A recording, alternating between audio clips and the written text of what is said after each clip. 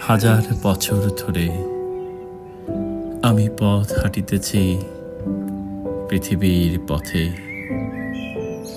সিংহল সমুদ্র হতে নিশীথির অন্ধকারে মালয় সাগরে, সেখানে ছিলাম আমি বিম্বিসার অশোকের ধূসর জগতে।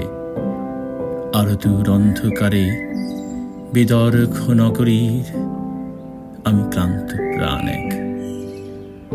চারিদিকে জীবনের সমুদ্র সফেন। আমারে দুদণ্ড শান্তি দিয়েছিল নাটোরের বনলতা সেন। চুলতার কবিকার অন্ধকার বিদিশার নিশা, মুক্তার শ্রাবস্তির কারুকার্য। অতিদূর সমুদ্রের পরে হাল ভেঙে যে নাবিক হারায়েছে দিশা। সবুজ ঘাসের দ্বীপ যখন সে চোখে দেখে দারুচিনি দ্বীপের ভেতর, তেমনি দেখেছি তারে অন্ধকারে। বলেছে সে, এতদিন কোথায় ছিলেন?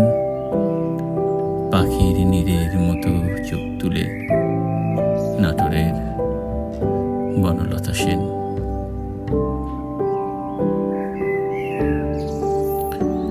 সমস্ত দিনের শেষে সন্ধ্যা নামে, ডানার রৌদ্রের গন্ধ মুছে ফেলে চিল। পৃথিবীর সব রং মুছে গেলে পাণ্ডুলিপি করে আয়োজন। তখন গল্পের তরে জোনাকিরা রঙে ঝিলিমিল। সব পাখি ঘরে ফেরে, সব নদী ফুরায় জীবনের সব লেনদেন। থাকে শুধু অন্ধকার মুখোমুখি বসিবার। বনলতা সেন।